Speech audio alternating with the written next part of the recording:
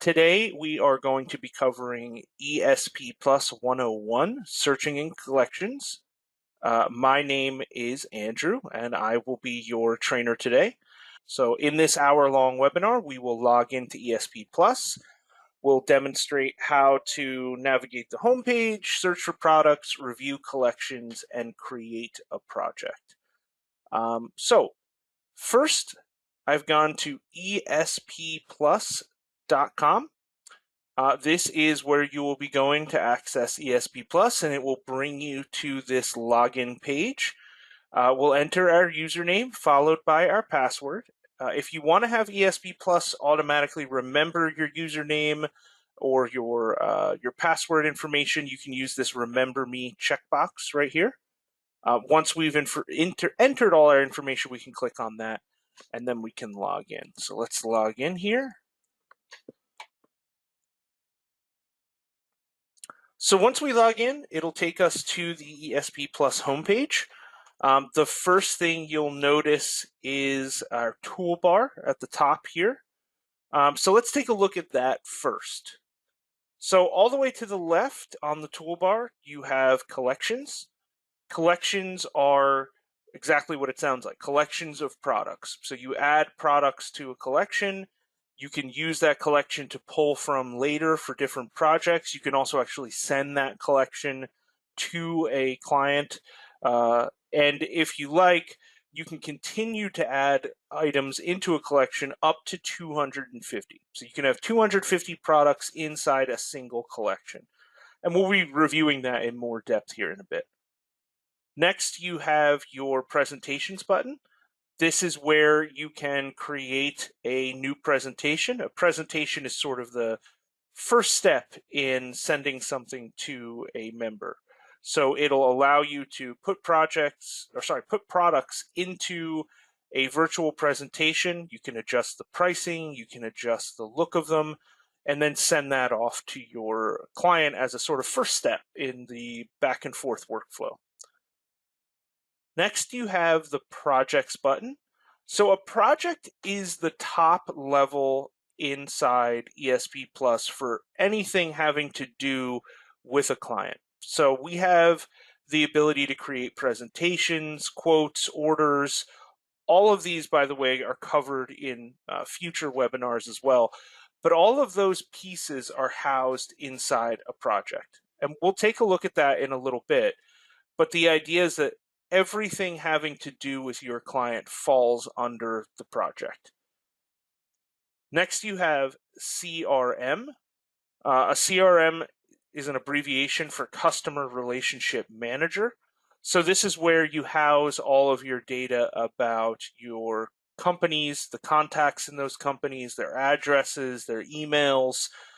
This gets populated automatically to some extent as you work on projects, but you can also come in here manually at any time and add new people to it or search for existing contacts within your CRM.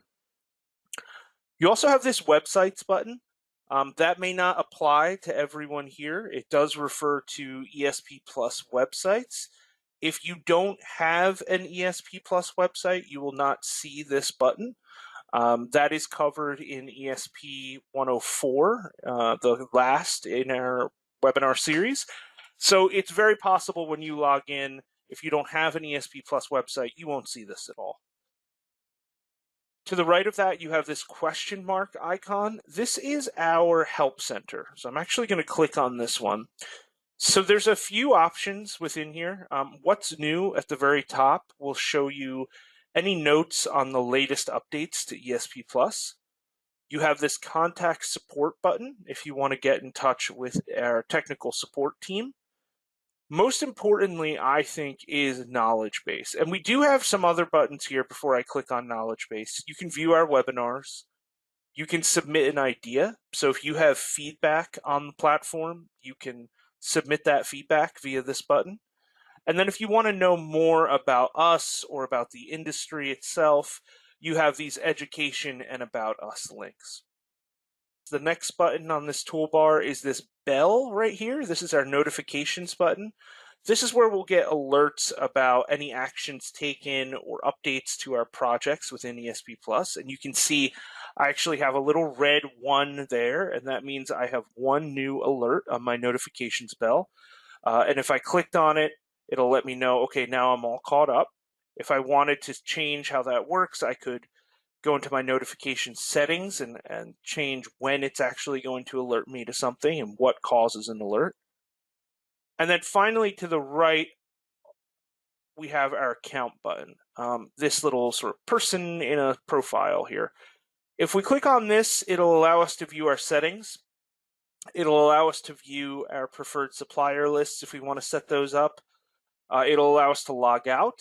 It will also turn on client safe mode if we want to. So client safe mode is if you have a client in the room with you, literally looking over your shoulder at the screen, you may not want them to see your pricing. You may not want them to see all of the supplier information.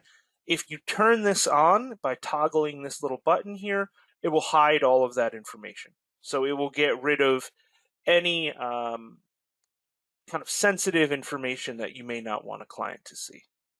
And if we went to our settings, this is where we could alter things like our username, our company information.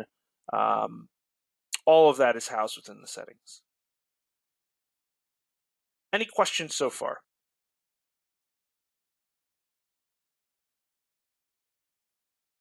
Okay. So as we begin to look at the body of the homepage here, we have some quick links up at the top. So we have our featured categories, what's new, rush shipping, live inventory, specials, made in the US. These change from time to time, but the idea here is that if you wanted to just jump into a specific category rather than search for something specific, these are sort of quick links to get you to different sections of products. So if you wanted to search through the more common featured categories, or you wanted to just look at what's new in terms of brand new products, or if you wanted to say, I just want things with rush shipping or live inventory, made in the US, these are just quick little links right under the main toolbar. As we scroll further down, we'll see our search bar, which we'll take a look at in greater detail in a moment here. This is going to be right in the center of the page when you go to the home page of ESP Plus. As we search for things, this search bar will move to the top left, which we'll see in a moment. We can continue to go down. We'll see our product of the day, trending products. We can continue our previous searches. So this will populate over time. As you search for things, this will be updated to reflect things that you've recently looked at, and if you wanted to continue searching for them. You do have the featured categories again, so you have it in the quick link at the top, but you also have it as part of the homepage. You have an inspired by your search section. This will also update as you search for things, so it will take your previous searches and say, here are things that are related to things that you've looked at in the past. Our new product section is also on the homepage. Our latest specials, and then down at the very bottom, we have a tell us what you think. And this is the same as clicking on the Help Center icon and clicking on Submit an Idea. This is a feedback area.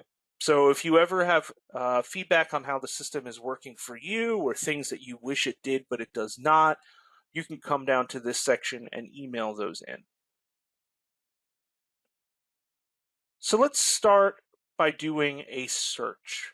So right now, you can see to the left of the search bar, we have an indicator here that says products.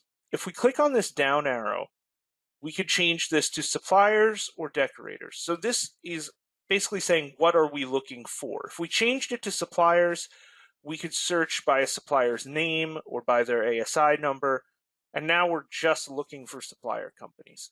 Same concept with decorators. Usually this is going to be set to products, and it's going to open on products by default. So anything we look for in here is going to be presented to us as a product result. We do have some top search quick links underneath right here. So these are things that people are searching for very, very frequently on ESP Plus. We do have a show advanced search link here. So if we open this up, it'll allow us to be much, much more specific in our search.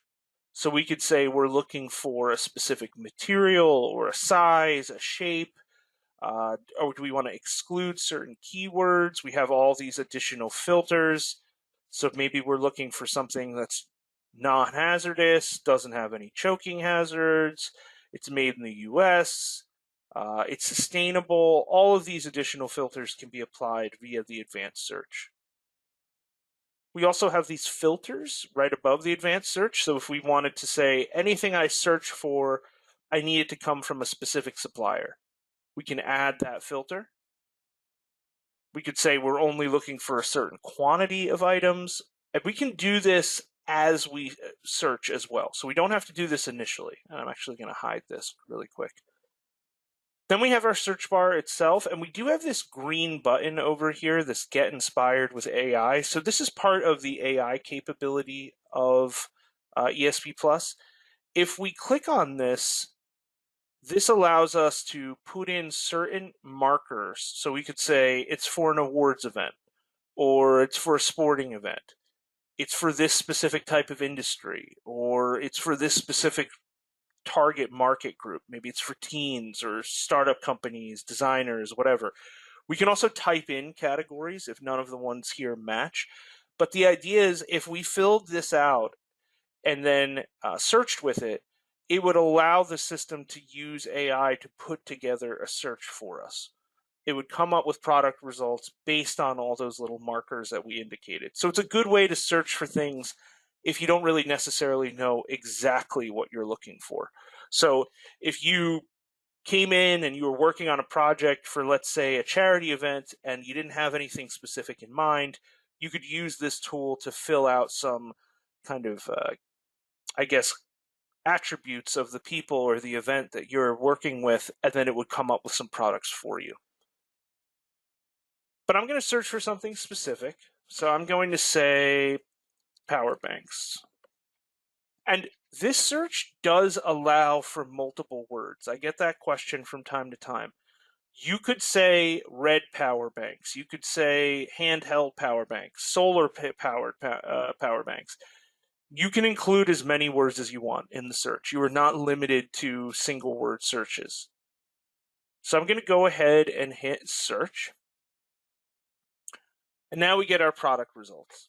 So the first thing you'll see is that now the search bar has moved to the top of the page. So we can continue searching, but now the search bar is going to always be at the top in the toolbar section instead of in the dead center where it was when we first logged in. And then we'll see our product results down here. So each product result has a picture of the product. It has the supplier name underneath, which we could click on if we wanted to and go to the supplier page. So if I said, who is, this specific supplier, I could go back and click on that supplier name, take me to their page. It also has some basic pricing info. It tells us if it has things like rush service available, is it made in the US, just some basic info, a snapshot of info, if you will. And then we do have our filters up top. So underneath the main toolbar now, we have these filter buttons. This is the same concept as that advanced search that we looked at originally, but we can use it after we've searched for something as well. So the idea being, now that we have all these results, I'm looking at 11,000 plus products, I need to narrow it down. So I could say as an example, well, I've worked with PCNA before. They're a supplier that I like. So I'm going to click on the supplier filter. I'm going to enter their name. I'm going to hit the checkbox, and then I'm going to hit apply. And now I'm only looking at this product type from that supplier. And obviously I've narrowed my results by a lot. It's now 70 plus instead of 11,000 plus. So we can use these filters to narrow down what we're looking for rather than search and search and search. Although we could do that as well if we wanted to keep scrolling through all 11,000. Once we have the filter set up, and we could click show more, by the way, and that will bring up our advanced search ability again. So we could be much, much more specific if we wanted to. and we could mark off any of these additional filters as well and hit apply. But once we have our filters applied and we're looking at our products, we can start to click within them and kind of navigate more information about them. So each product has this snapshot, but we can click on the product itself, and this will take us to the product details page. So the product detail page has a lot more information on the product. It has this very large picture over to the left. We can navigate through the different pictures that the supplier has given us of the product. We can zoom in on them and get a really detailed look, although for this it's probably not too much to look at, but if it was something with very fine etching or carving or what have you, you could scroll or zoom way in on it. Over to the right, you have the name of the product, you have its product number, you have the last time that the supplier updated the information about it, which in the case of this product was a couple days ago. You have the range and cost, the color, the sizes, but if we scroll down, and I'm going to come back to these buttons in a minute, but if we continue to scroll down, we'll also see our price grid beneath the actual product itself. And there are different price grids for different variants of the product. So in this case, this product allows us to have it imprinted with an inkjet imprint, or it's sold unimprinted as well. And the cost is different. The unimprinted is cheaper. So if we want to switch between the different price grids, we click on these little down arrows and look at each grid. And it'll tell us the quantities that the supplier is offering, their catalog price, which is what they've determined to charge a customer, although that is up to you ultimately, their net cost, so the cost that you are going to pay to the supplier, and if you sell it at this price, the profit. They also have a preferred column here. I have this supplier as marked as one of my preferred suppliers. That means I've decided via my relationship with them that I can get this preferred pricing. So I went ahead and set that up.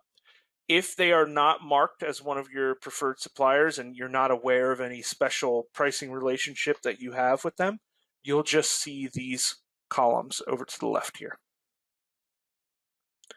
This supplier has also updated a live quantity. Not every supplier will do this.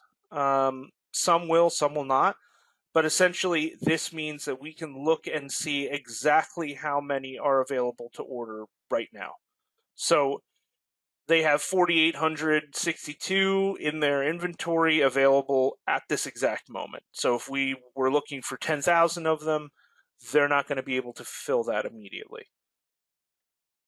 We have over to the right, we have this related products area. This is similar to what you might have seen on like an Amazon website, where you can look at other products that are related to this product. So related by category, related by product type, whatever, the system is showing them to you in case you're interested in these similar things. Beneath that, we have the supplier themselves. So you'll see their logo, you'll see their name, you'll see their ASI number, you'll see a snapshot of their current star rating and how many reviews they have from our members. If we hit this show contact information, it will show the contact information that they have given for their company. So their address, their main contact name, their phone, their email addresses. You can send them an email through the system by hitting this send a message button. You could also click on their name itself and it will take you to their supplier page. So you can look at even more information about them. You can look at their social media links, their website if they have one. If you wanted to add some notes yourself about this supplier, you could. You could rate them from here as well. If they have any available catalogs, they will be down here at the bottom. So this is a really good way to familiarize yourself with a supplier if you're new to the system and you wanted to know more. It is very, very common that people will build relationships with these suppliers. They will contact them outside of our system to learn more about specific products. So this is where you can find all the information you'll need to do that. I'm going to hit back. Beneath the supplier info along the right-hand side, you'll also see much more detailed product information if we want to expand that. So the supplier's description of the product, all of the specifics as far as materials and weight. You can look at their imprint information, same concept. It goes into great detail about what colors they offer. Is it something that can be sold unimprinted? What size is the imprint? Where can it be actually placed on the item itself? And the same would apply to production and shipping or any relevant safety warnings. So this is all information supplied by the supplier themselves. And it gets very, very detailed. So you would click on the product from a search result, you would come in here, and you could navigate through these areas to learn essentially anything you wanted. And if the information wasn't here, you could use this to click on the supplier's contact information and contact them directly. Although usually whatever question you have will be answered within the details on this page. And then down at the bottom, it has some more related items. It has a section about more items from this supplier.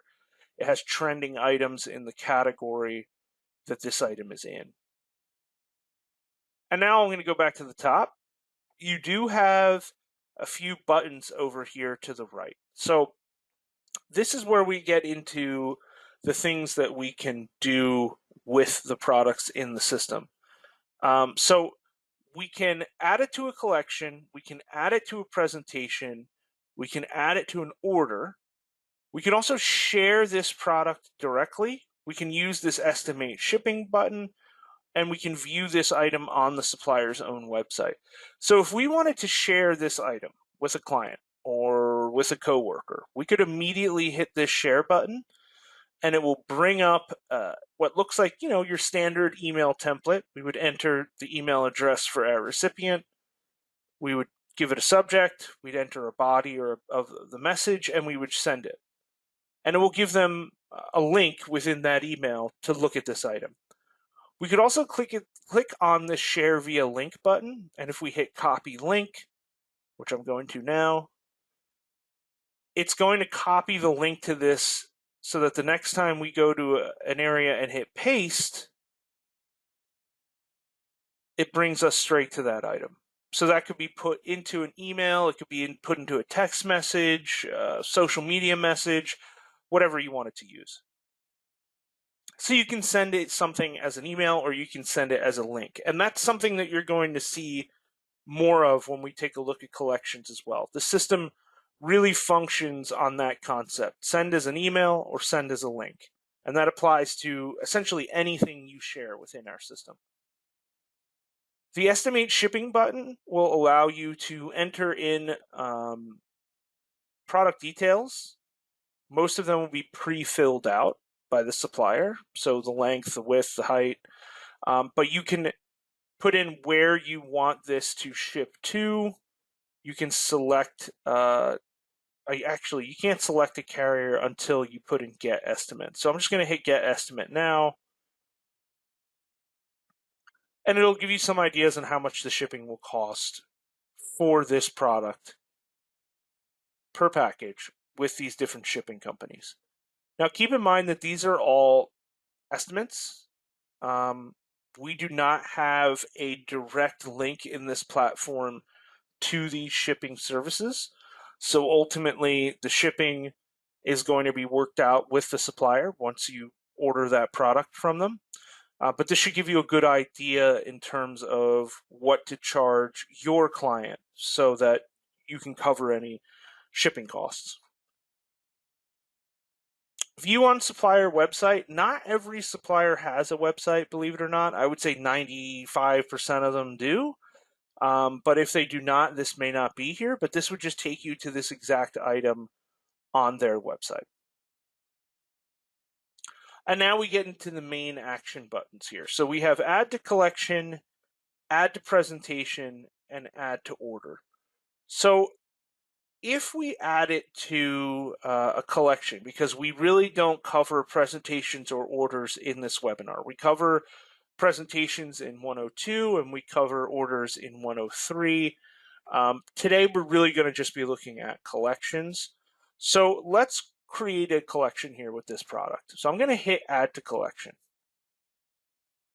So you'll see in the screen that pops up here, I have other collections that I've made over time, and you'll see this as well. As you create collections, they will appear on this screen whenever you hit add to collection on an item. And if you had a lot of them, you can use this search bar to search for one specifically. When you're doing this for the first time, though, these won't be here. The only option you'll have is create a new collection. And we are going to create a new collection today. So we're going to click on create a new collection. And I'm going to title it November 13th webinar. You can title it whatever you want. This description is also optional. You don't have to fill this out, but you can. And I'm going to hit create new collection. So now it gives us a message that our collection has been created. So if we click on collections up at the top here, you'll see that it gives us our recent collections right here in the dropdown. So the most recent collections that we've worked on, the 5 most recent, if we have 5, will be in this dropdown immediately. We could also search, but we could also click on all collections. And this will take us to our product collections screen, and it'll show all the collections we've ever had. And we can sort within here. We could say, I just want to look at collections that I've made, which would be the owned by me. I could look at collections that have been shared with me by a coworker, and we'll look at how to do that in just a moment. Or I can go to my archive and I can look at collections that I'm no longer working on and I have decided to archive. I can, within any of these areas, I can sort them. So I could say I want to look at them oldest to newest. I want to look at them newest to oldest, alphabetically. I can do all that via this sort by here. And you don't need an item to actually create a collection. You can create a collection without having an item ready. And you can do that from this collections area with this create a new collection button. So maybe you wanted to make it before you started searching for items. You knew that today's agenda was I'm going to start putting together a holiday gift idea collection. I'm going to create it first, and then as I find items, I'm going to add them to that collection I just made. Either or works. You can go straight from an item and create the collection from there, or you can create the collection beforehand and start adding items to it. Either is fine. So we'll see the one that we just made, our November 13th webinar. We do have a 3-dot icon up in the corner of the collection. If we click on that, it'll give us some quick link options. We can share it. We can transfer the owner, we can duplicate it, we can archive it, we can delete it. So sharing it, we can do from inside the collection itself, which we'll take a look at in a second, but this is how we would send it to a client of ours. So we could say, I put together this collection, I think it has some really great stuff, tell me if you're interested in any of it.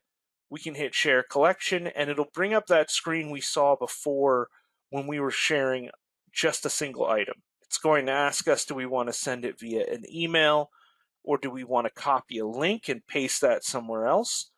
If we send it via an email, recipient, subject message, and then send it off.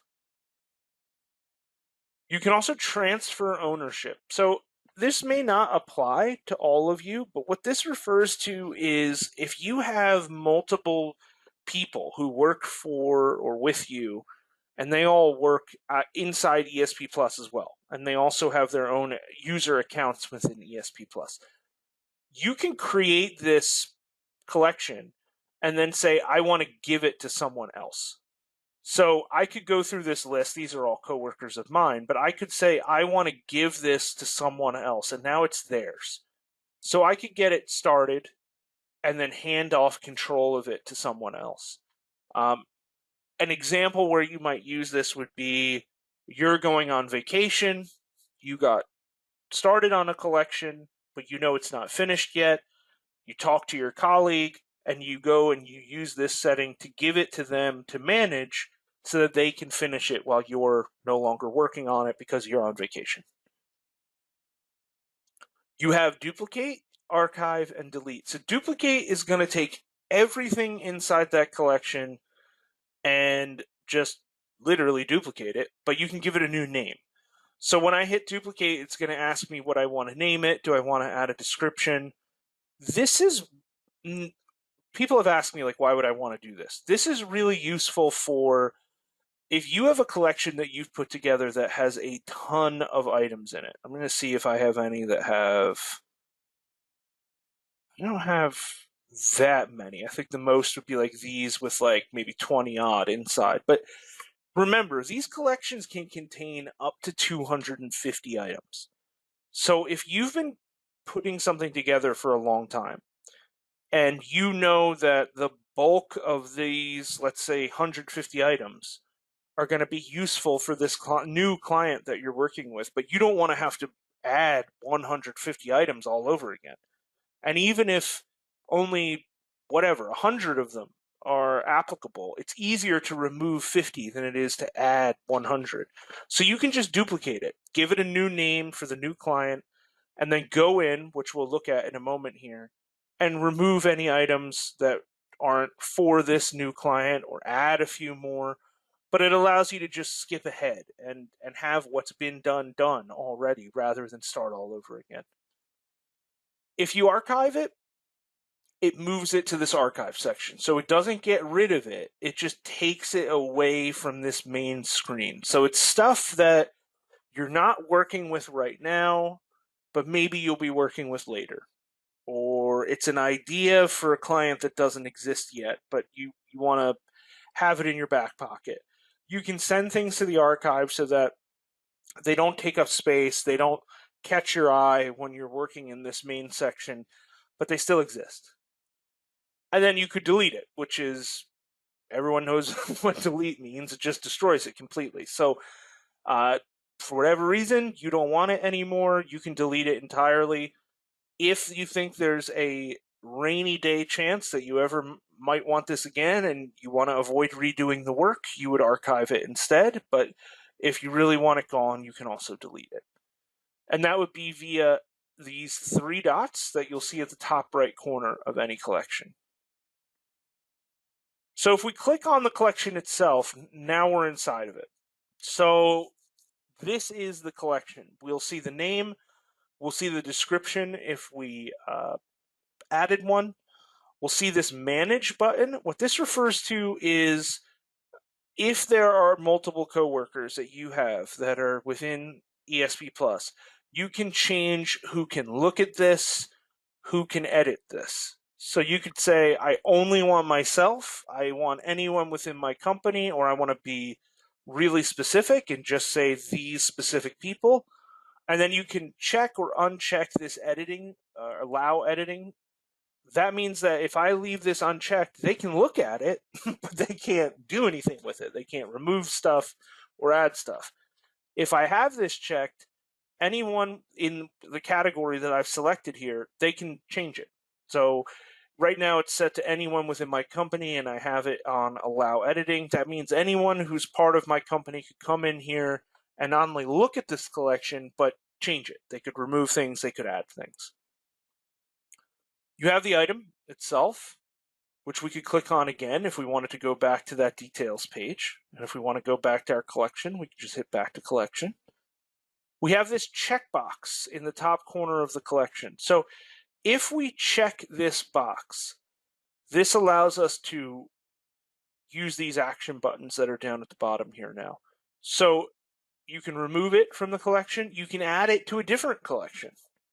You can add it to a presentation, or you can add it to an order. And these, once again, presentations and orders are covered in much greater detail in 102 and 103.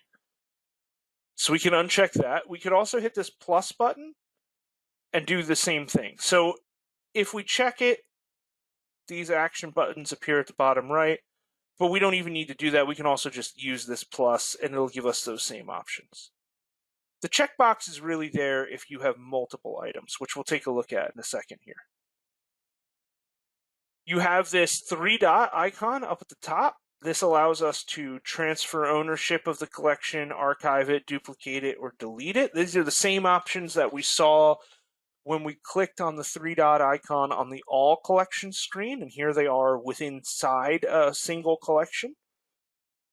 We can share it, and that'll bring up that screen we've seen a few times now, where we can email it or we can copy it as a link.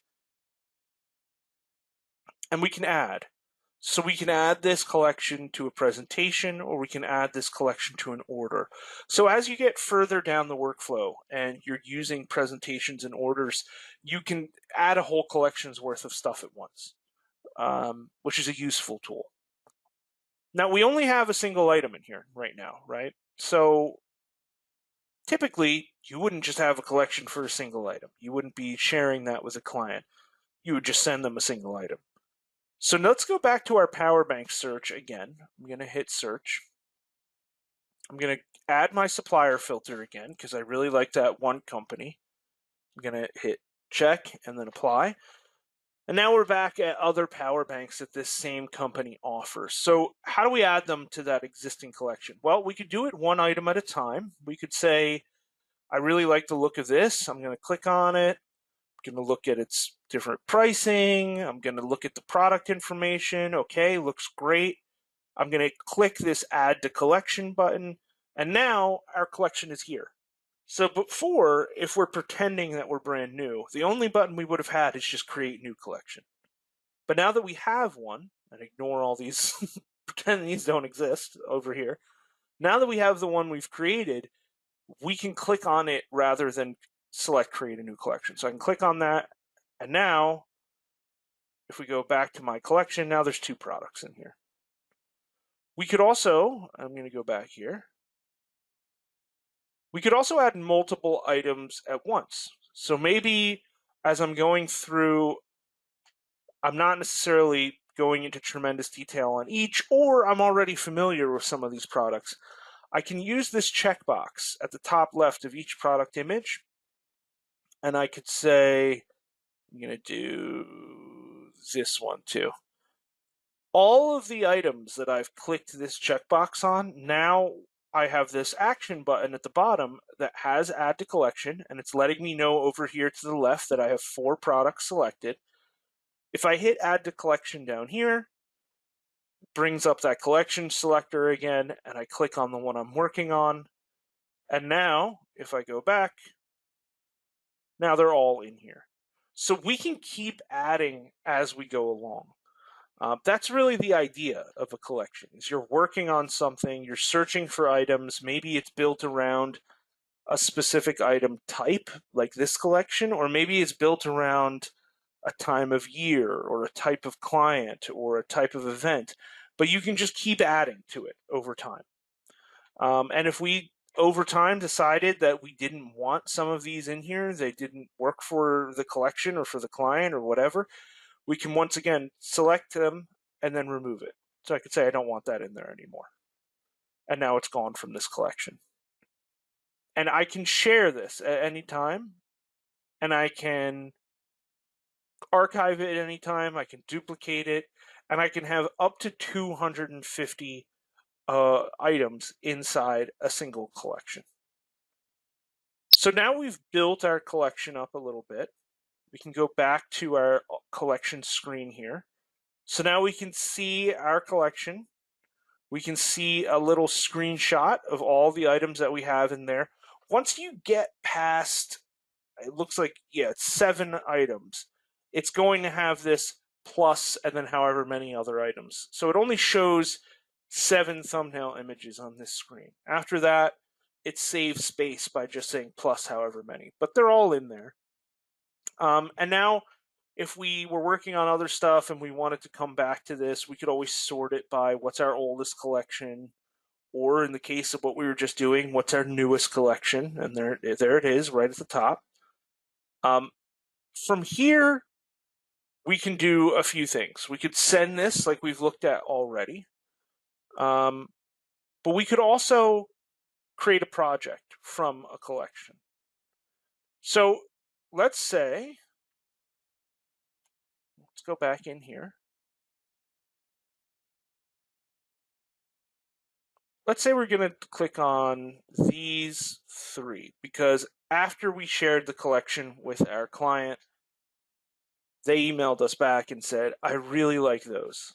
So the next stage would be to create a project for this, because we've put together some ideas, we've shared them with the client, and now we need to move to that next step. So we're going to select these three by clicking on the check boxes on each, and we're going to hit Add to Presentation. So just like with our collection screen, when we said Add to Collection, a similar screen comes up here, and it's going to ask us basically, do we want to add this to an existing presentation, or do we want to create a brand new one? The first time we do this, the only option we're going to have is create a new. So let's go ahead and create new. And you'll see this screen where we fill out information.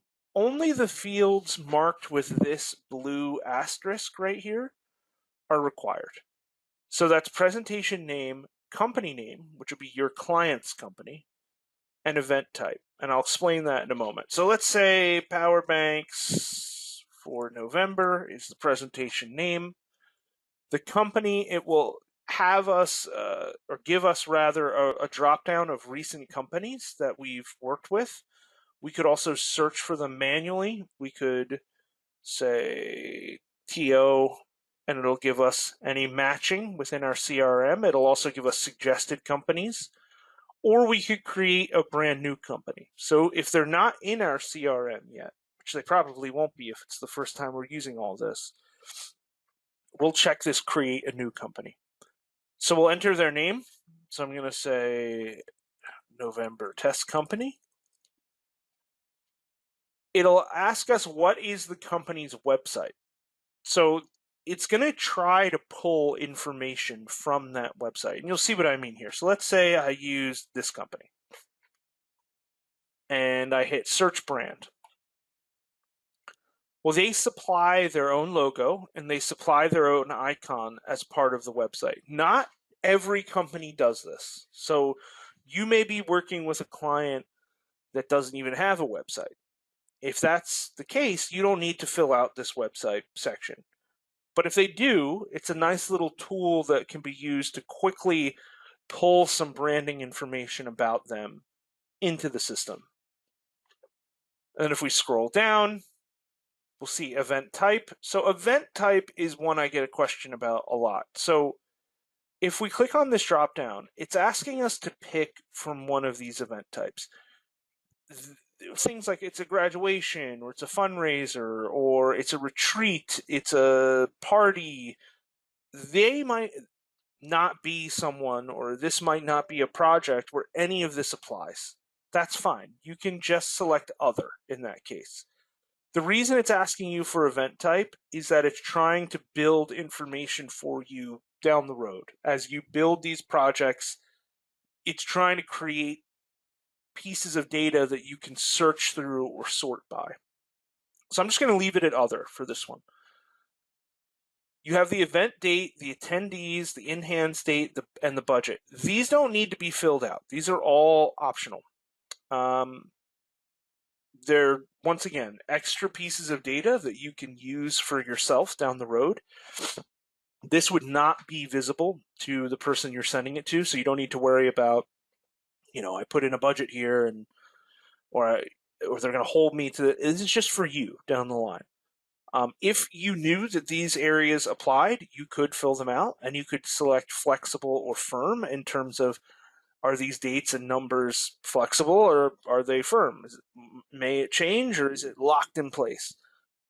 And then you also have add contact. So this is really useful if it's a brand new company that you just entered. You can enter the first and last name, email, phone, address of the person that you're going to be working with, whether that's your client directly or a person who works for your client's company. Essentially, who's the main contact for the company you just created. And you have this role selector. So you can say, are they the order approver? Are they in charge of billing? Are they in the shipping recipient? Or you can check all three of these. So they can be one, two, or all three of these things. Let me go back. So we filled out what is required, and now we're going to hit create presentation. Oh, it told me I couldn't create that one. Let's go back. All right. Well, it doesn't like something about the information I put in. So we're just going to select one of these existing presentations here for the next step. So I'm going to add this to my trade show. Okay.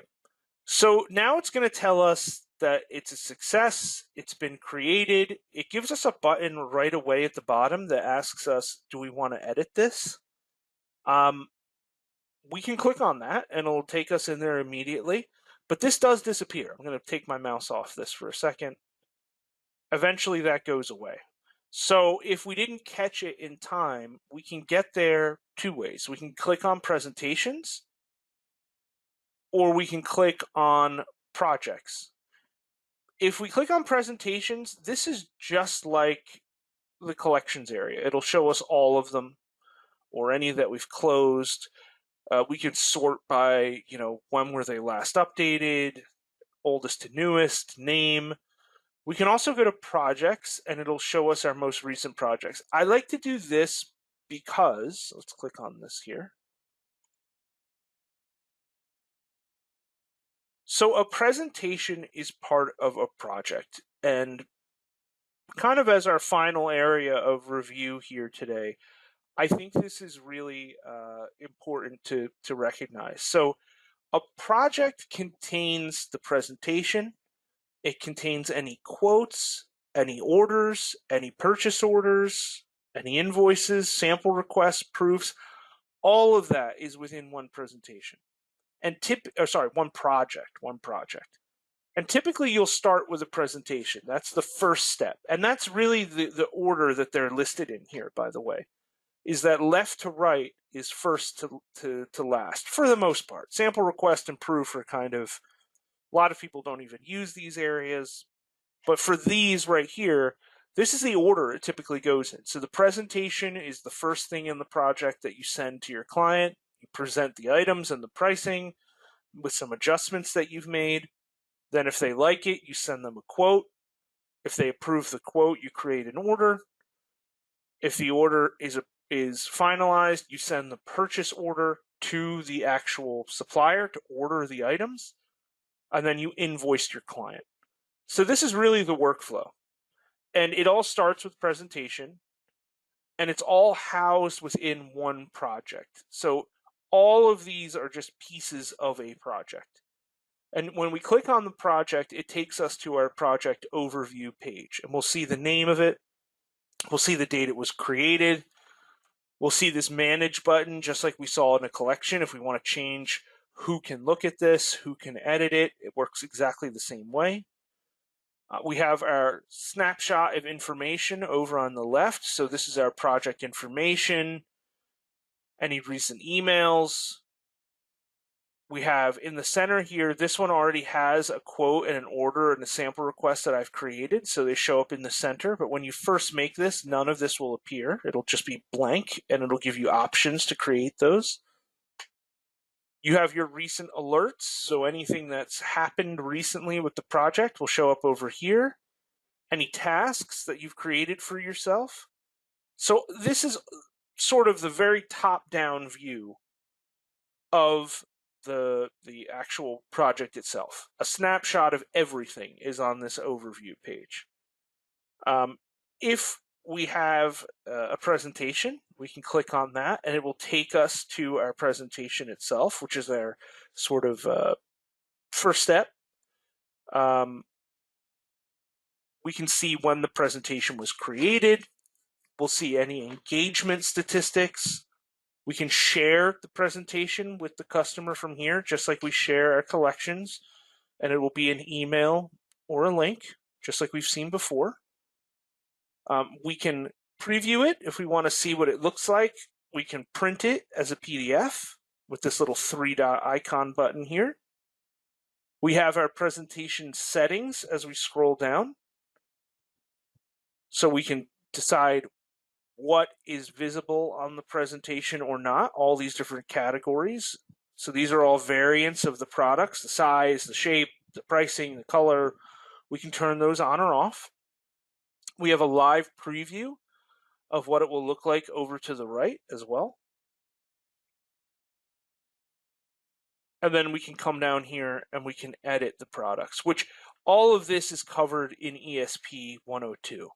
So 102 gets into the real details of getting into this presentation, changing the pricing, changing the images, which will be the next step as you get it ready for your actual client. I want to go back to the overview one more time here, just take one last look at it here. So from this overview, we could close the project as well. We could transfer it. We could delete it.